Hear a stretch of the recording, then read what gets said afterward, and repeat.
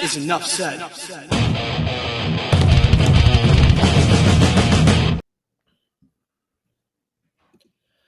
Welcome back to another episode of the Miami Heat Roundtable. I'm your host, Amir. So for today's roundtable, we're really excited because we have Tobin back on the show to talk Miami Heat basketball with us. So thank you again, Tobin, for hopping on. We really appreciate your time. Absolutely, boys. Thanks for having me again. Appreciate no problem. So the last time you were on the show, Tobin, was back in June. We talked about the Jimmy Butler extension, and we tried to predict how that would play out before I think it was the July 7th deadline. Or not the deadline, but that was the first day you can get that extension signed. We know how that played out so far. And since that time frame, not a lot has happened during this offseason. It's been a slow summer, but we're finally getting close to the start of training camp in a few weeks, which is good. We finally have something to look forward to. So my first question for you, Tobin, is with training camp and media day around the corner, what do you expect the team chemistry to be like going into camp with the uncertainty of the Jimmy contract? Is he going to leave next year and actually become a free agent?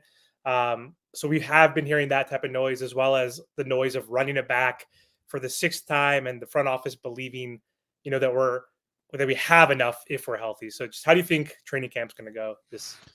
Okay. I'll start with, I don't know how it's going to play out with Jimmy. Because I think it's going to dictate a lot on how the year goes, because I think that, in-season chemistry can be dictated a lot by how the year goes and how, his availability is and where things stand with that. Going into training camp, I actually think the chemistry is going to be pretty great, because I think there's a couple of reasons that play into that. One, this Heat team hasn't been together in a while, and I do think that there is a little bit of, hey, the separation has been good for everybody. And one of the points I've been kind of making on the channel and on the radio show has been, it's been a pretty drama-free summer. Like, in spite of the Jimmy Butler contract extension looming over everything, the Heat publicly made their stance known. Jimmy's, I guess, side made it known, but that we never really got conversation, but it was all reported that he was planning to just play the year out. And so that big piece of mystery kind of got squashed right away. Like, it seems like all parties are, hey, we're going to play this year out. Whether he's going to be back next year or whether he's not, I think is going to dictate a lot on the terms of the year.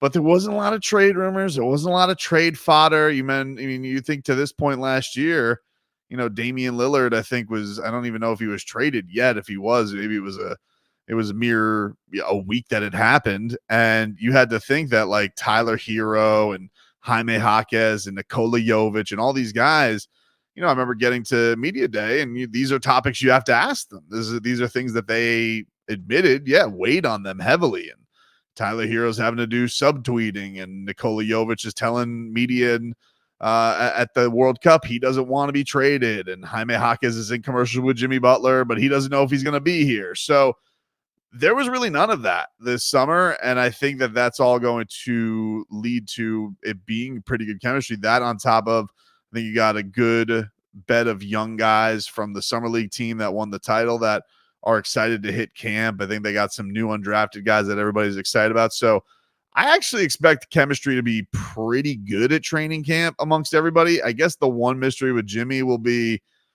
what costume is he going to show up with? If he is he going to do a lot of media? Because he hasn't done any media. Like, for the most part, everybody's at least done. Even Tyler's done like one interview. Jimmy's done nothing. He's just been off. I think now he's in Sweden. And I thought it was cool. Like, the other day, he gave Pelle Larsson a shout out because he was working with Pelle's skill coach in Sweden. And that was kind of like his lone Heat shout out all summer. So I don't know. I think chemistry is going to be pretty good, because I think that the Heat and Jimmy are on the same page of not really making this contract thing a thing. And if I know really how Jimmy marches media wise, I don't think he's going to try and make this a thing. So, Tobin, where do you see the Miami Heat being stacked up in the Eastern Conference? The Boston Celtics, they're not going anywhere. The Milwaukee Bucks with Dame and Giannis, they're going to come back and try to win some more games like they did last year. And then same thing with the Villanova Knicks, they're not going anywhere. So where do you see this Miami Heat stacked up within the Eastern Conference? I mean, we do have 4 20-point per game scorers, but that does have to translate to the box score. So how do you see the Miami Heat stacked up in the East? It's a great question just because it's tough for anybody to feel like just stagnation and then being status quo is going to equal better. Because it's kind of a boring explanation for everybody. Everybody wanted them to make a big splash. And when you see the New York Knicks go out there and go get Mikal Bridges, you're automatically thinking, oh, they're going to be better. But not every move automatically means, hey, that's going to work out. Go and look at the Milwaukee Bucks. Like, it didn't work out for them last year going and getting Damian Lillard. And I know that health had some part of that. And they had, a weird thing where they fire a coach who was second in the East at the time. But it doesn't necessarily mean just because you make a move doesn't mean that move is going to work out. So I think that, I think it's an East that rightfully so has a lot of teams that stake claim to they're going to be the team that's going to dethrone Boston. But ultimately, it's just right now, Boston is the champ, and then everybody else kind of follows suit. I don't really think the Heat are far away from the Knicks, far away from the Sixers, far away from the Pacers. I don't look at them out of that class. The thing that's going to be, interesting with them this year is coming off of a year where you get embarrassed and you have more starting lineups than ever, and you get gentlemen swept out of the first round. You don't have Jimmy Butler, and you don't have Terry Rozier, and you have a Duncan Robinson with an old man back, and you have all these injuries that come into fold. All right, if they are all healthy and you can get some consistency, what does that talent really look like? And can the Heat put, all that together to have a better regular season? You mentioned the 20-point scores that they all have. The one thing I would like to see the Heat that we need to see some change with is this has been a woeful offense to watch over the last couple of years, especially in the regular season, because Jimmy doesn't take that leap to being a guy who can give you 35 a night like he does in the playoffs. It's very strange how Jimmy's never had a 40-point regular season game with the Miami Heat, but you go and see what his stats are in the postseason. It's like he just becomes a different guy. I do think the Heat need to pick somebody, whether it's Jimmy, whether it's Bam, whether it's Tyler, and say, hey, this is our main hub of offense every night. This is our guy who's going to take the most shots. This whole piece in the pie together thing, this sum of our parts being, this great sum together. It's nice, but I do think that they need to kind of pick a lead dog from the get-go and figure out who that is. I just don't know who Spo's going to hand those keys over to. What's going on, Tobin? So I got a little two-parter for you. So there was an article that came out not too long ago, pretty much saying there's 2 definite starters, and so I'm assuming that's Jimmy and Bam. And obviously we traded for Terry, and we still got Tyler. And I know Spo likes competition. I think competition actually helps the team out in the long run anyways. But do you ever see, and I know this question's probably asked so many times, but one, do you think Tyler Herro has peaked at this point of his career? Because when you look at his numbers, they're very identical, 20.7, 20.1, 20.8, and even go from rebounds and assists, everything's very identical. Do you think he has peaked, and do you think he has a future with this Miami Heat team? And is he a starter this year? Because I think the team plays better with him on the bench. And Terry and Tyler, I just don't think it's going to work out too well. Yeah, I think they're all fair questions. All of them. I think they're all fair questions. I think the idea, has he peaked? It's so interesting because he is young. He's going to turn 25 in the middle of the year. So you're not really scratching your prime yet, but also he's been in the league for 5 years. So it's tough to weigh, like, what is experience versus age in this factor?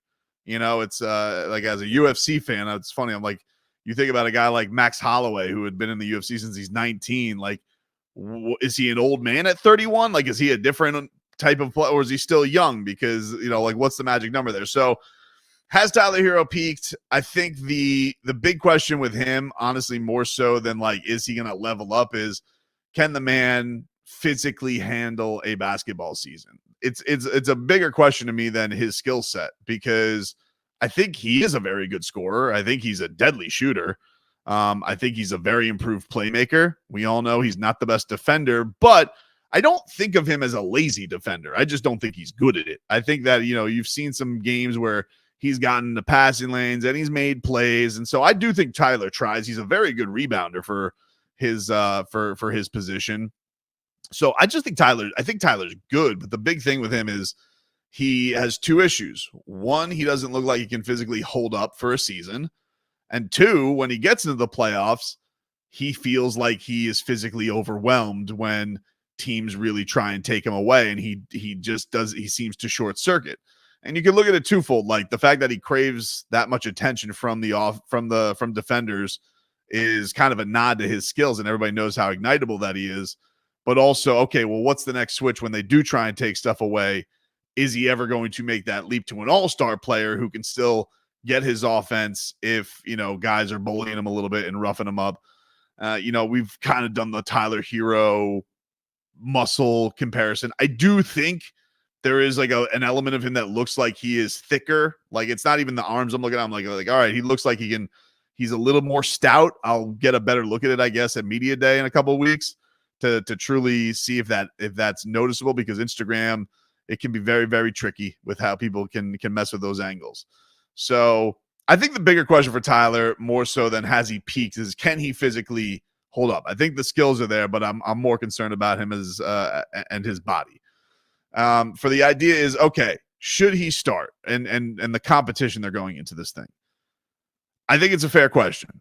And I love the fact that if it's true, Eric Spoelstra is really putting 3 jobs on the line in camp. Great job by him. He should. I think that there's a lot of interesting scenarios you could go here.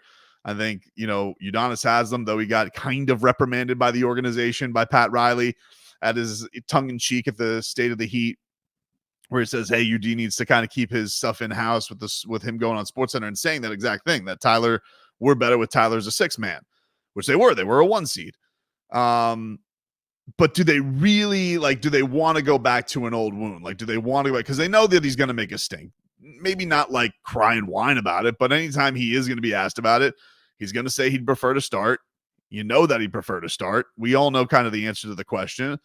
But are they at the point with him where they just don't care anymore? They don't care about his feelings anymore. I think both. I think that's a fair thing for the organization to kick around.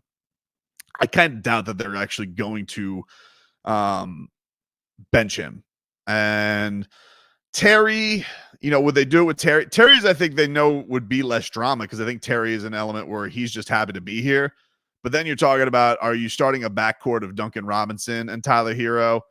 Now we're talking all right, is that overkill? Does that work together? I don't know.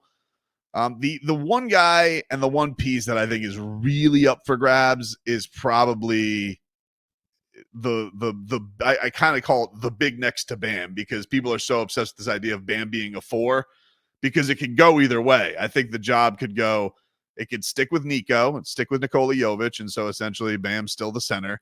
It could go to Kel'el Ware. Maybe he has an amazing camp, or the Heat just want to go with that from the jump if they think he's that kind of impressive. Or I guess if you're going to go Spo's trend, it could go Haywood Highsmith too. You got to throw him in the mix. So I think that's the most likely position that could have a shakeup. I don't think the backcourt of Terry Rozier and Tyler is going to mess with, because here's the thing with a competition. I'm sorry I'm rambling on this answer, but a competition is it's kind of hard to figure out in a basketball season, because it's really a week training camp and 3 preseason games that they really throw everybody out there. So if they're going to make that choice, Spo's probably already got it in his mind. Remember, this was a big thing last year with Kyle Lowry. Oh, was Kyle Lowry going to be the starting point guard? Well, they didn't really have anybody to win Jay Rich and Drew Smith. They didn't really have anybody to take that job from Kyle Lowry. Then Jay Rich ended up getting hurt. It was a moot point anyway. So we'll see. But I think if I had to guess of the starting jobs that could actually change, I'd say the most likely is probably going to be Nico, because, he's young. They could decide to do this whole thing of starting Bam. If they are into this Bam at the 4 thing, well, then the most likely candidate for that is then to put Kel'el out there. They did start Kevin Love last year, but I can't imagine that's the direction they're going to go in. First and foremost, Tobin, never apologize for going on a long tangent, my guy. You can go as long as you want on this channel. I'm sure we all agree on that. Before I get to my question, though, I want to kind of piggyback what you mentioned earlier about having Terry, Tyler, Bam, and Jimmy, seeing who you want to be the number one option. That's something I've been preaching for a while. I think it's Bam. So I'd love to hear your take on that, who you feel would be number one. But my actual question for you, and it kind of segues into what everything we've been talking about, because you actually mentioned it earlier. You think this team's going to have great chemistry. And I personally feel that fully healthy, this team can go all the way. I don't care about anyone in the East. But my question for you, there's three names I've been seeing fluttering a lot in trade talks. Kyle Kuzma, Zach LaVine, Brandon Ingram. Do you think any of these three players make the Miami Heat better? Or do you think what we have is, I guess, better than adding any of those three players on this team? Really interested in hearing what you got to say about that. The one that intrigues me the most is Ingram, just because he's a former All-Star. He's kind of carried the load for New Orleans at times where Zion's been out of there. And I think, like, if they're looking for somebody who just, you can tap into just what it looks like unbelievable offensive talent. And also he's not the healthiest, but he's healthier than Zach LaVine. So that's what interests me there. Kuzma's a nice player. I think if you told me Kuzma's on the member of the Miami Heat in 3 years when his contract's up, I would not be surprised. The guy flirts with the Heat all the time, but I think he kind of is I think he's a nice fit in there, but I don't think he's a guy who like necessarily takes you up a notch. And that's not a knock. Like, he's been part of a championship team, but I don't know, if that's like the earth-shattering move. I think the intriguing of like, hey, ceiling that could actually make a difference. Ingram is the one to me that I would be intrigued by. But I think the Heat are kind of at this weird crossroads with the Jimmy thing, in that I think if you're going to invest the kind of money that Ingram is looking for, man, you got to be positive that guy is going to be a guy who takes you over the top. And they kind of like half did it last year with toe in the water with Terry, because Terry had a couple of years on his deal. They give him a first-round pick. It was kind of the most obvious trade that was out there. I think with Ingram, knowing that he'd want uber money after this, you better be sure, like, hey, this is definitely going to work for us. So that's the name that intrigues me the most out of everybody, because I feel like out of those three names, he's the one with age, with durability being better than LaVine, and just having a little more ceiling than Kyle Kuzma. He's the one I like the most. The idea of somebody being the number one option, yeah, I've been talking about this a lot, and I want to see it be Bam. I'm a big Bam guy. I like, he's a good relationship with our show, but I've also just been like a fan of his since he's come on the Heat. When we were giving him the nickname Kemp Jordan back in the day, and he was 19, and he was just basically a lob threat and shutting down Steph Curry in the corner. He's grown so much. But here's the thing with Bam that's such an interesting conundrum is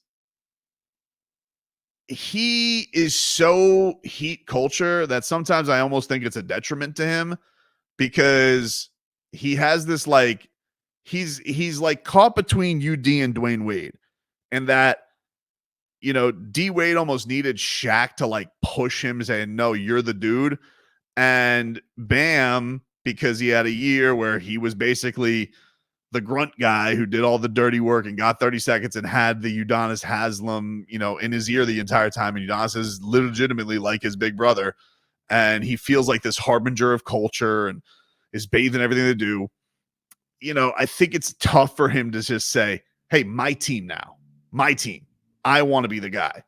I just don't think and it's not that I don't think he's a dog. I think he's a winning player. I think he's a big championship piece, but I don't know if he has that part of him. And it's interesting seeing him amongst Team USA, because I felt like they almost treat him like a star more than the Heat treat him like a star. Like, I think it's not that the Heat take him for granted, but it's like, Bam's always there. Bam's going to be Bam. And I think it was interesting. I've read, I don't know if you guys have read Shandell Richardson, longtime NBA reporter. He's been doing some stuff with Bam, and he talked about him being the number one option. And Bam's like, that's not, doesn't mean always taking the number one, that takes the most shots. And I'm just like, yeah, but okay, but now you're at the credentials where you could, if you wanted to, like you just got the $200 million extension. Jimmy didn't, like you're the guy. Everybody knows you're the guy. Do you really want that? Because he said afterwards, like he wants more moments like Detroit and game-winning opportunities and chances to take the last shot. Does he really ever want to take the wheel? And I don't know. It is going to be interesting. Like, I don't know if that ever happens with Jimmy here. And I don't necessarily know if that happens with Tyler here, because Tyler's going to take a lot of shots too. So it is an interesting thing. Like, I do think they have to find that balance amongst the three. But I do think, like, look, based on availability, what he means to the organization, backing them up with the paychecks, I think it's pretty clear the organization's made their stand on who their guy is. But as far as a cohesive, environment in the team, will he ever really take the wheel with the team constructed as is? I don't know. I'm not saying no, but I got to see it to kind of believe it, to see him say, Tyler, get the hell out of the way. Jimmy, get the hell out of the way. This is my night. I'm leading the way the entire way. So, but I think, everybody knows his talent. Everybody talks about all the stars. They all want to play with him. So, what is that next leap to get him to dive in and tap into that? I don't know. So, Tobin, before we close, I have one more question. I know you're a big fan of Nico. And so in terms of his development next season, what do you think his role is going to be on the team next year? Do you think he will be a starter again next to Bam? And in my opinion, I don't know if I love it, because he's really limited within that role. He needs to spread the floor so Bam and Jimmy can obviously operate in the paint. And he does like to, play that transition role where he, rebounds and plays off the break. But Jimmy likes to slow the game down, right? So I don't think it's the most optimal position, but I do enjoy the fact that the Miami Heat actually put someone that's 6'11" next to Bam versus him playing with Jaime and Caleb and Haywood last season. So what do you think his most optimal role is? Like, do you see him starting, or do you think it might be more beneficial coming off the bench? Because we don't have a backup point guard, and it would be kind of cool to see him play that like Lamar Odom kind of role, be the backup point forward next to Jaime, next to possibly Khalil Ware, Duncan Robinson. Like, that could be a lot of firepower around him. So what are your thoughts on that before we close? It's a very interesting question. It's almost like, we look at all these other guys and it's like, we've done the stories of Bam, Jimmy, and Tyler for a long time. But yeah, Nico's in such an interesting year because he is going into his third year, a little similar to Tyler. Like, he's going into his third year, but he just turned 21 years old. So you're kind of caught between, is this a big, development year, or is he still a project? Because everybody accepted the fact this guy was a project. I mean, go look at what he looked like when he walked onto the Heat. Go look what he physically looks like now. The one thing that I think sucked coming into this summer is the fact that he suffered an injury going into the Olympics, because I really wanted to see what he was going to be like. Because watching what he did last year in the World Cup compared to this year, it kind of was like almost a bit role on this Olympic team, because I think he really wasn't healthy, and I think he just wanted to be there for his club. But he didn't, and also, it was a little different because they had Joker on this team, so that obviously was a big hub for everything. So that kind of left where his development is a little murky. I think in the starting lineup, it's the most comfortable, because I think he's shown last year he's very comfortable just sitting and hitting those threes on the wing or sitting in the corner. Like, he's okay with that, and he did it pretty well. But as you said, he's a very unique player. Is that using his skill set to the best of his abilities? Is this unicorn who's 6'11", who gets a full head of steam, who is a great passer? Is the best part of him just making him a three-point threat, just making him a guy who's getting out of everybody's way, or is he more dynamic with the ball in his hands? The other thing about Nico, we all laud his transition ability, but like, when the game slows down, okay, then can he create? Can he sit there and can he look over everybody at the top of the key? Can he set his opponents set his teammates up for good opportunities? Can he run an offense other than just we're all busting and running. Okay, instead of me rocking to the rack, I'm finding this open guy and making the highlight pass. Can he do that when the thing slows down? Can he do it with anybody on the team? So that's why I'm curious about what his role is going to be. I do feel like because of his age and because it's not like it feels like the most replaceable thing right now currently in the starting lineup. That's why I look at the camp battles, so to say, and I say, well, he looks like the most logical guy. If somebody was to lose their job, he's probably the guy because it's maybe like it's the least impact from where he's at right now. I love Nico. I like, it's like I'm torn. Like I'll talk to Mike Woodson about Khalil Ware, and I'll be like very excited about that. But then I'll go watch Nico light up the Bucks. And I'm like, so what side are we really going to choose? And I do think with the Bam thing, it's an interesting full circle thing because it may be a little bit of an input of, hey, Bam, what do you want to do? Do you want to try this thing with Khalil? Do you want to try and roll with him first, or do we rock with Nico? Like, what does he think is the best, tool to kind of unlock everything? But yeah, he's in for a very fascinating and big year with where his career's at, and I'm sure he, like everybody, wants to get his big piece of the pie and make a big impact this year. It's just going to be a matter. I mean, he looks physically after the injury happened. It does look like he physically put on some more muscle as he's getting older. So we'll see. We'll see what kind of. Obviously, he's got a no SPO system defensively. I think they made a big statement of that after the playoffs last year that he's got to be really in tune with all the details. Because he almost kind of fell into his role by chance. Like he almost is like all the injuries happened, and then all right, we were here with Nico. And is Spo really in love with this guy as a player, or does he still feel like there's other options that can make it better? It's a fascinating conundrum they're facing going into this camp.